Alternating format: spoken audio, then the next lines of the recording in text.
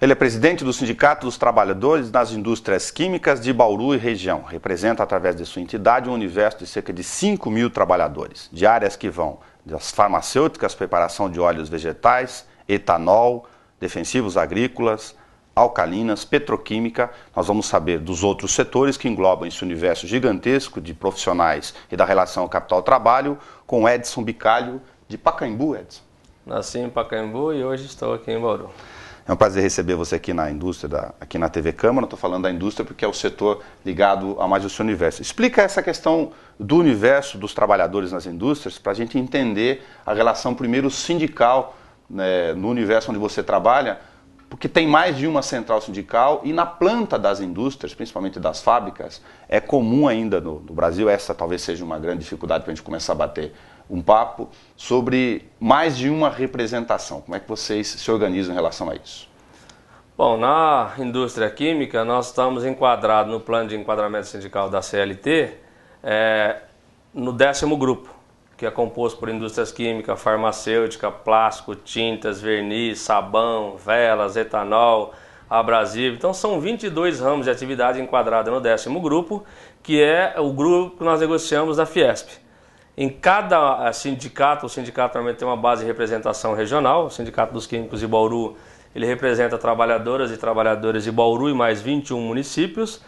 E organizado dentro de cada central, hoje nós temos 6 centrais sindicais no Brasil e elas estão divididas. Não existe uma central específica de uma categoria. Toda central tem todos os ramos de atividade dentro.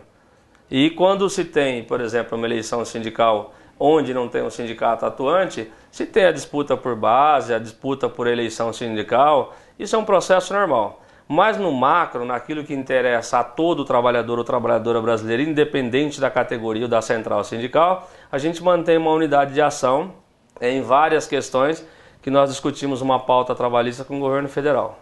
Dificulta muito nessa questão mais da base, o fato de ter, por exemplo, mais de uma representação no universo maior, em indústrias de médio e grande porte?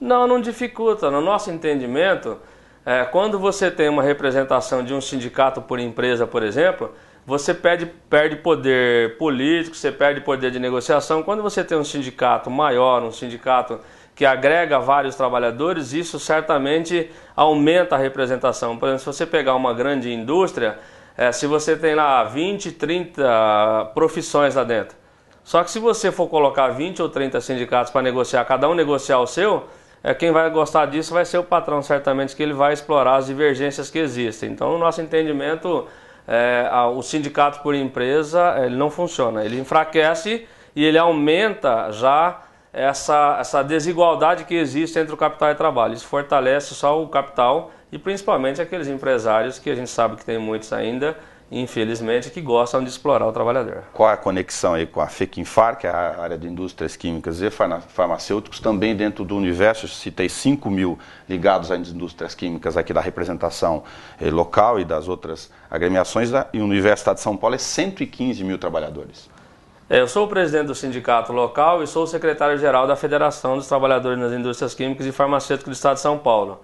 E nós representamos, na nossa federação, nós temos 33 sindicatos filiados a ela, que representam esses 22 ramos de atividade no Estado de São Paulo. Essa federação é filiada à Força Sindical e tem também no Estado de São Paulo uma federação filiada à CUT da mesma indústria farmacêutica, indústria química e farmacêutica no geral, abrangendo esses 22 ramos de atividade.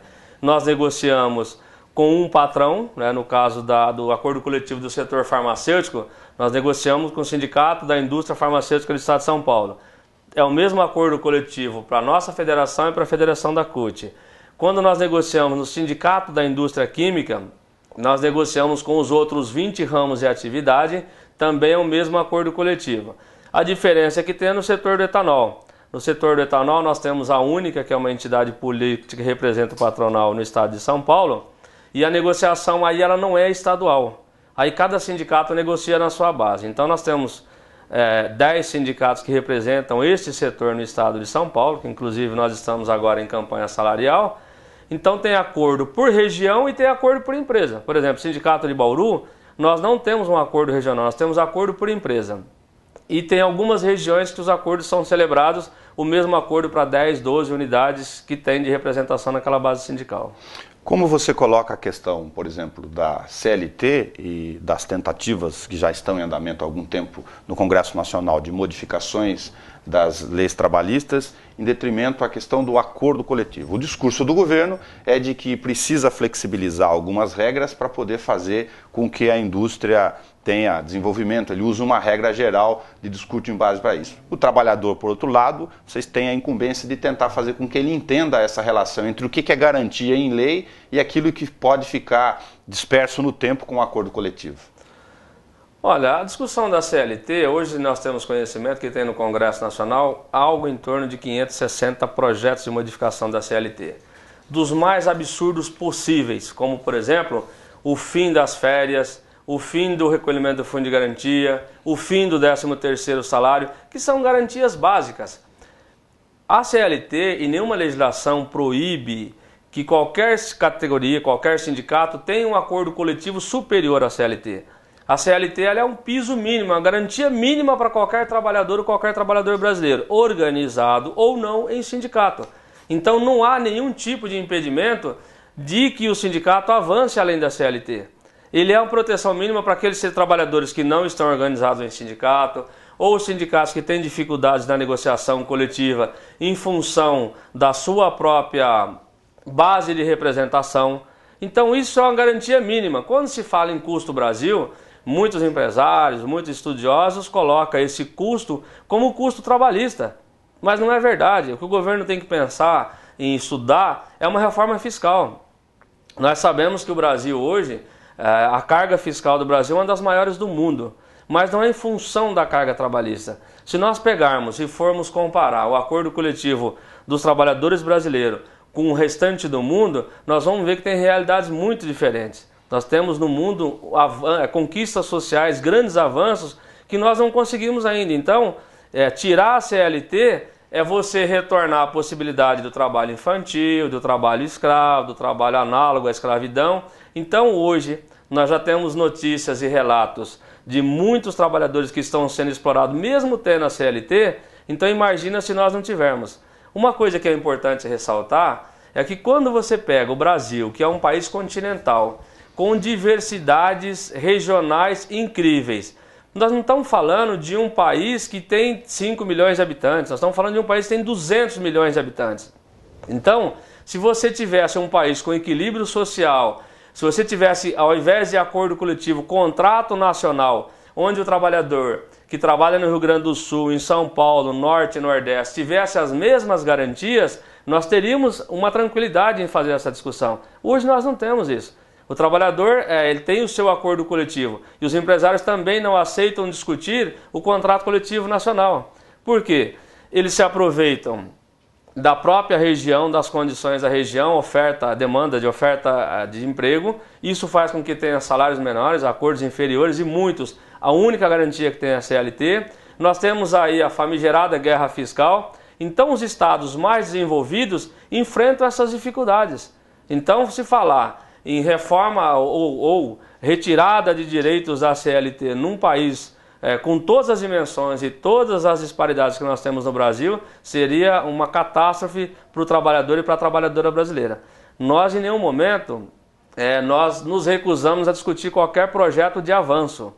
Mas os projetos que tem lá, a sua grande maioria, não é de avanço, é para retirar o pouco que já tem garantido por CLT para as trabalhadoras e trabalhadores que não tem nenhum outro tipo de garantia. Você está habituado a negociar isso para as diversas representações da qual você participa. No caso, por exemplo, do etanol, você sabe que a linguagem comum que o empresário usa é que fica muito caro ele manter o trabalhador na carteira de trabalho, a questão de entre safra, por exemplo. E temos uma realidade que é reconhecida, de que o Brasil de Mato Grosso para cima tem uma situação trabalhista nas suas diversidades, inclusive territorial e de base completamente diferente da nossa aqui. O empresário não tem razão quando ele reclama dessa questão desses custos sobre a sua produção? Não, porque se você olhar o custo dos encargos sociais é uma situação, o custo do encargo trabalhista é outra situação. O setor do etanol, por exemplo, é um setor que tem uma diversidade muito grande do norte, nordeste, o centro-sul, aqui São Paulo, Minas, Rio de Janeiro, Paraná, Goiás, que são os estados maiores produtores do Brasil hoje. Nós temos no acordo coletivo do setor do etanol os menores salários se compararmos ao setor químico, ao setor farmacêutico. E também nós tínhamos antigamente, quando o etanol começou, nós tínhamos o processo onde se tinha 6 meses de safra e 6 meses de entre safra. Então você tinha uma demissão muito maior. Então hoje você tem em média uma safra de 9 meses, você tem apenas 3 meses para fazer uma reforma no parque industrial, para cuidar da lavoura, e aí não compensa demitir o trabalhador, porque você vai demitir daqui 3 meses, 2 meses, você vai ter que contratar e treinar. Então quando você investe em treinamento, na capacitação desses profissionais, você mandar ele embora para contratar outro, porque se você manda ele embora, você não tem a mesma garantia que ele vai retornar para você no ano que vem, ele pode arrumar um emprego em outro lugar. Nós temos os dados estatísticos. No setor do etanol, no ano passado, nós tivemos 51% de rotatividade de mão de obra. É um índice alarmante. E essa rotatividade ela é feita em todos os setores, na indústria química e farmacêutica, no setor plástico, ele gira em torno de 18%, 14%. Tudo isso é para reduzir salário. Porque quando o empresário brasileiro, a sua grande maioria, passa por alguma dificuldade econômica, a primeira coisa que ele pensa não é em diminuir talvez a sua margem de lucro, mas sim em tirar benefício da classe trabalhadora. Vamos mandar quem ganha 10 mil embora e contratar um ganhando 2 mil. Quando ele chegar nos 10 mil, a gente manda ele embora e contrata outro. Tá, isso hoje é feito em todos os setores, E isso faz com que, por isso que eu disse que o custo Brasil não é a mão de obra, porque nós temos os menores salários pagos no mundo, é o da indústria brasileira. Tanto que nós temos aí grandes multinacionais preferindo investir no Brasil. Mesmo com os empresários reclamando do custo Brasil, tem muita multinacional investindo no Brasil hoje, porque ela sabe que nós temos uma mão de obra qualificada e com um salário menor, um dos menores salários do mundo é pago na mão de obra brasileira. Agora, se tem o custo com outros encargos, aí tem que se fazer uma discussão com o governo nacional, com o governo federal, que seria uma reforma fiscal. Como que está a representação de vocês neste atual momento da questão nacional política, considerando que o governo de coalizão do PT, da presidenta Dilma, tem representantes tanto da Força Sindical quanto da CUT. Aliás, a CUT passou por uma discussão nos últimos anos de ficar quase um braço do governo. Mas eu nem estou discutindo isso, estou discutindo da capacidade de vocês, com tantos projetos de lei querendo atacar a CLT, como está a representação de vocês junto ao governo mesmo para poder equilibrar essas forças. Olha, no governo Lula nós tivemos um acesso maior, né? O Lula não é à toa que é um dos maiores líderes do mundo, né? Ele tinha uma habilidade política para receber as pessoas, discutir os assuntos. Já com a Dilma, nós tivemos uma dificuldade muito grande. Ela não é uma negociadora, né? Ela é mais uma administradora. Então, infelizmente, ela não tem recebido o movimento sindical. Esse ano, por exemplo, as 6 centrais sindicais, nós organizamos a maior marcha da classe trabalhadora da história do Brasil, justamente para protestar jornada de 40 horas semanal, uma série de outros itens de uma pauta trabalhista que nós temos. E também para que a presidente nos recebesse para conversar. E nós tivemos uma reunião na semana passada com a presidente, e tem uma outra com a presidenta, com a equipe de governo, e tem uma outra agendada para o dia 11 de junho para tratar da questão da pauta trabalhista. Então, em 2 anos e meio de governo, de mandato, nós tivemos que colocar em torno de 60 mil trabalhadores em Brasília protestando para ser recebido pela presidente da República para dizer para ela, olha, essa é a nossa demanda, essa é a pauta trabalhista. E não é só da CUT, aí são todas as centrais juntas. Então, no governo Lula, isso foi muito melhor conduzido.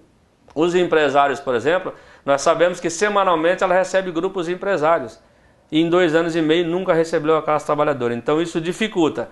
Nós temos vários deputados ligados ao mundo do trabalho dentro do Congresso Nacional, temos senadores, pessoal do PT, tem o pessoal do PDT, tem vários partidos que estão, mas a sua grande maioria, nós temos 30% talvez da representação, 70% da representação é empresarial. Então a correlação de força, se nós não tivermos o governo olhando o Brasil como um todo, olhando a classe trabalhadora, não só olhando as indústrias, certamente nós vamos perder em todas as votações. Então nós estamos construindo, esse é o nosso objetivo, tirarmos uma pauta unificada e nessa pauta nós trabalharmos na construção do avanço para os trabalhadores e trabalhadoras brasileiras. Edson, como é que você pontua a questão do trabalhador migrante? O país passa por alguns setores em específico, a questão da pediatria na medicina, por exemplo, é um dos grandes fomentos para a discussão de entrada de mão de obra, porque o país não forma profissionais nem de longe para a questão da demanda, mas a construção civil tem outro boom, não sei como está a questão dos químicos e do etanol, em princípio, que é um grande volume de trabalhadores, mas há uma movimentação de flexibilização para a entrada desses trabalhadores daqui. De que forma isso afeta ou não o seu setor? Olha, nós temos aqui no Brasil, nós temos um grupo específico no Mercosul que trata da questão do trabalhador migrante. Então nós já temos, por exemplo, um acordo bilateral com a Argentina, está sendo finalizado um acordo com o Uruguai, onde o trabalhador migrante possa circular nesses países e ter os seus direitos previdenciários garantidos. Por exemplo, trabalhou 5 anos na Argentina e o restante aqui no Brasil, 5 anos na Argentina ser reconhecido para efeitos de aposentadoria. O Brasil já tem também um acordo desse bilateral com o Japão. Tanto o Japão reconhece o tempo que trabalhou no Brasil, como o Brasil reconhece o tempo que trabalhou no Japão para efeitos de aposentadoria. E tem agora um grupo que está discutindo a questão do trabalhador migrante. Então, o Brasil passa por uma necessidade de mão de obra, principalmente na construção civil, por exemplo, engenheiros, estão vindo muitos engenheiros. Agora o governo faz uma discussão com relação a médicos, né? Aí, talvez venha um grupo de médicos da Espanha para trabalhar aqui. O que o Brasil tem facilitado? O Brasil tem facilitado o visto de trabalho. Agora, o que lamentavelmente nós ainda temos são aqueles, os coiotes que a gente vê lá no México e nos Estados Unidos, nós temos muito aqui no Brasil. Muitos empresários mal intencionados buscando trabalhadores de outros países para trabalhar aqui, mas com um regime análogo ao escravo.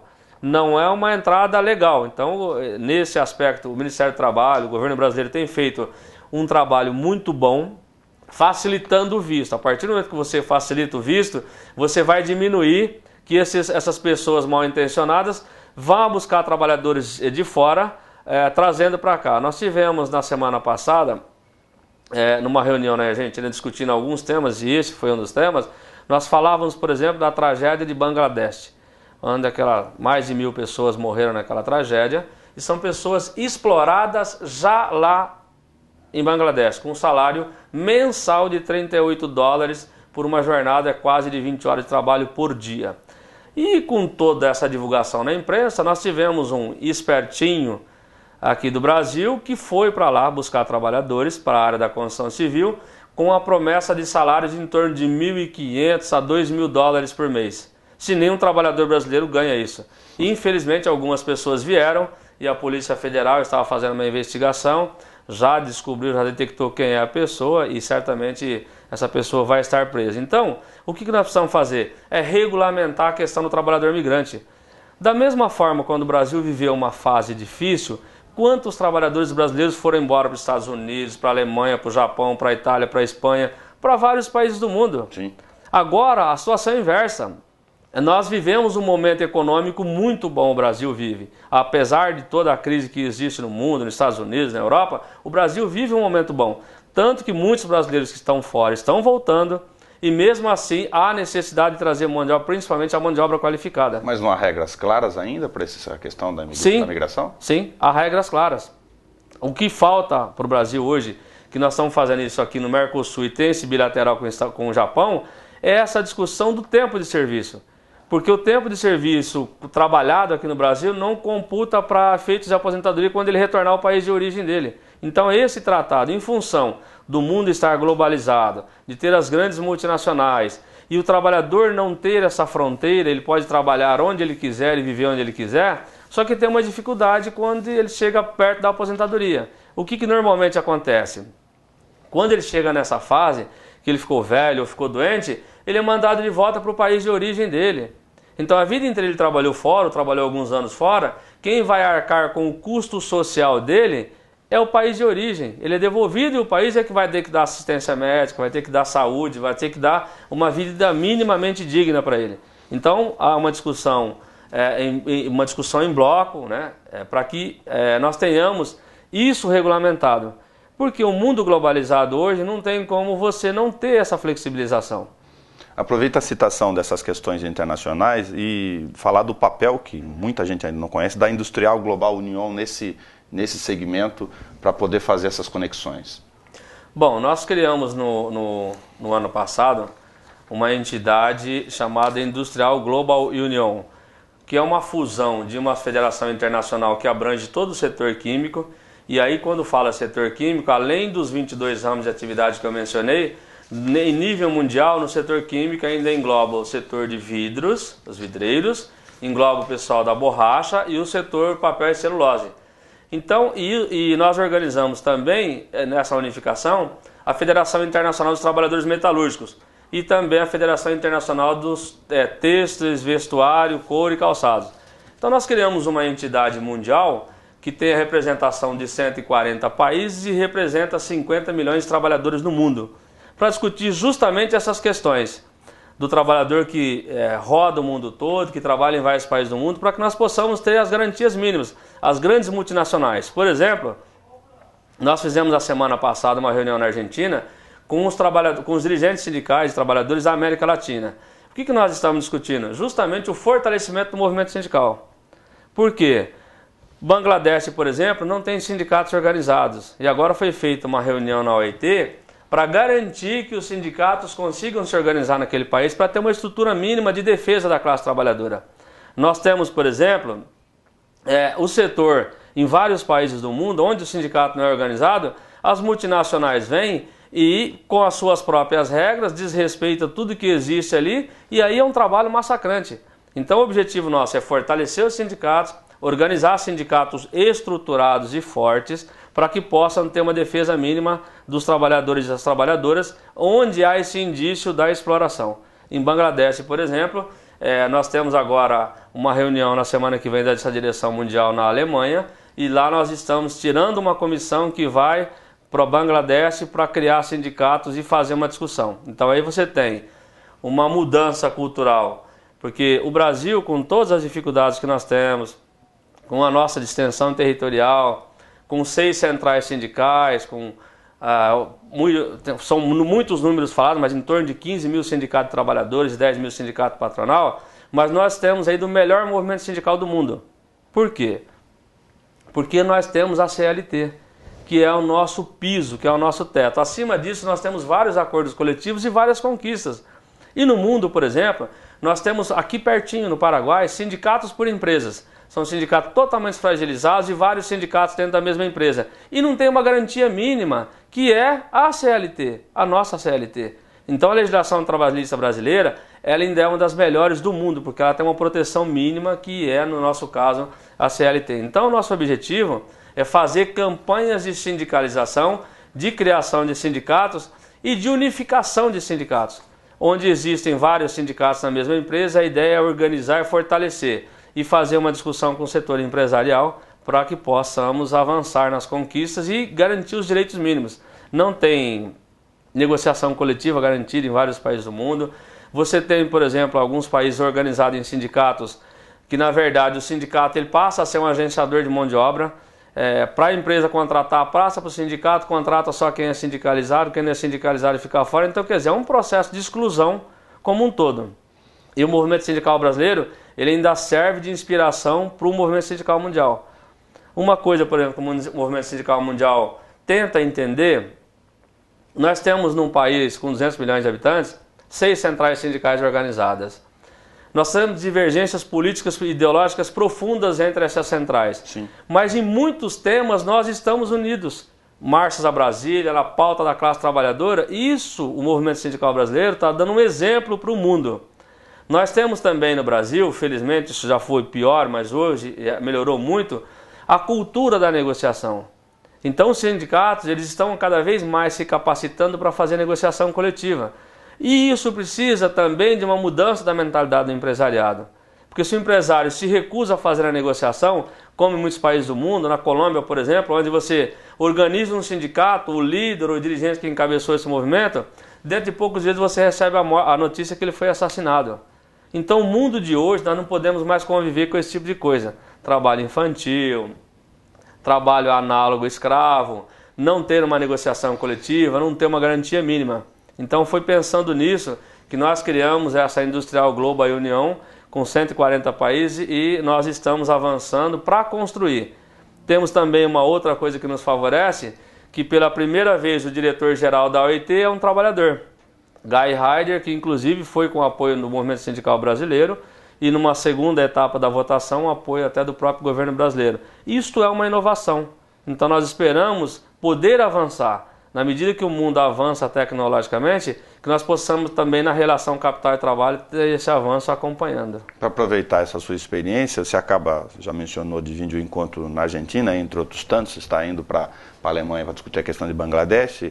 Qual é a realidade do trabalhador do ponto de vista de organização e dessas garantias? Você citou a Colômbia, aí, que é bastante conhecida essa questão acirrada, infelizmente, de guerrilha mesmo com o governo e de condições de não respeito às condições civis do dia a dia, e os outros países da América do Sul? As dificuldades são as mesmas. Nós temos na América do Sul, o exemplo hoje mundial é o Brasil. A Argentina, nós tínhamos um movimento sindical minimamente organizado com 2 centrais sindicais, hoje essas 2 já estão virando 5. E o problema maior é que não ter um contrato coletivo nacional de trabalho. Por isso que eu digo, na América Latina, na Venezuela, Colômbia, Equador, qualquer país que você procurar, nenhum país tem contrato coletivo e não tem uma lei que garanta nada. Por exemplo, se você for para a Inglaterra, você vai ser contratado, por exemplo, para trabalhar num hotel, que tem muito brasileiro trabalhando, o cara do hotel fala, amanhã eu quero que você venha trabalhar 2 horas para mim, você vai receber por aquelas 2 horas. Ó, depois de amanhã eu quero 5 horas, você vai receber por as 5 horas. Ó, dia seguinte eu não preciso que você venha, você não vai receber, você não tem garantias mínimas. Então o Brasil, nesse aspecto, está muito referencial. Nós tivemos, por exemplo, um congresso no México, onde foi lá o presidente da nossa federação, que é representante da Força Sindical no CODEFAT, falar da experiência brasileira de seguro-desemprego, que o governo mexicano quer implementar o seguro-desemprego lá, e foi ouvir a experiência nossa para tentar criar o seguro-desemprego naquele país. Então, esses tipos de garantias mínimas que nós temos no Brasil e hoje que é copiado pelo mundo inteiro, porque a maior parte do mundo não tem nenhum tipo de garantia. É um contrato direto, trabalhador e empregado, e essas condições elas acabam se precarizando à medida que o empresário só enxerga lucros. Para aproveitar seu tempo aqui, ainda incluir outro tema, você falar das condições, como está a discussão de insalubridade e periculosidade por aposentadoria especial, não, mas para as condições de trabalho mesmo dentro do seu setor. Olha, o setor químico ele é um setor altamente contaminante por sua essência, e nós temos enfrentado algumas dificuldades. O governo brasileiro andou mudando um pouco a legislação, felizmente, e as empresas que oferecem um grau de risco maior, ela tem uma alíquota maior para recolher de INSS, por exemplo. E também essas empresas agora, no caso de acidente de trabalho ou doenças por contaminação, o INSS tem entrado com ações regressivas para que essas empresas devolvam tudo aquilo que o INSS pagou de benefício para o trabalhador ou para a trabalhadora acidentado ou doente. E isso tem mudado muito o ambiente de trabalho. As empresas estão sendo forçadas, nesse aspecto, a melhorar o seu ambiente de trabalho. Há uma fiscalização muito boa do Ministério do Trabalho, do Ministério Público, cobrando um ambiente saudável. Então hoje você discutir saúde, segurança, meio ambiente do trabalho. Então o meio ambiente ele incorporou efetivamente ao tema saúde e segurança no local de trabalho.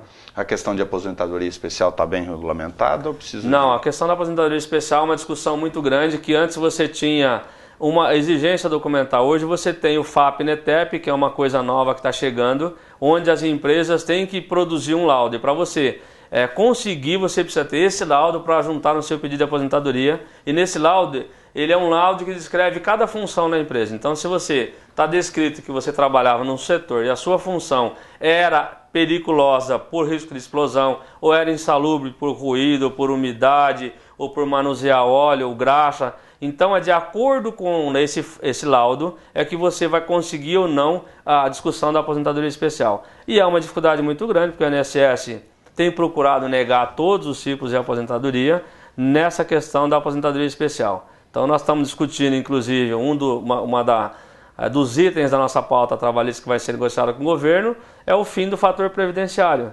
que é um câncer para o trabalhador brasileiro que arrebenta com qualquer trabalhador. Você trabalha 30, 40 anos, quando você vai aposentar, você tem uma redução de 30%, 25% na sua aposentadoria. E aí a discussão travou porque nós tínhamos consensuado entre as centrais do governo um processo de transição do 85-95, que era 85 anos de somada a idade mais o tempo de contribuição para a mulher, 95 para o homem. E agora o governo recuou e está com uma proposta de 105, 100, 105, então isso é totalmente inviável. Porque tinha um cenário antigamente, eu, por exemplo, comecei a trabalhar com carteira registrada com 13 anos. Hoje, o jovem entra no mercado de trabalho depois que ele conclui a faculdade, uma pós, então ele entra no mercado de trabalho com 27, 30 anos de idade.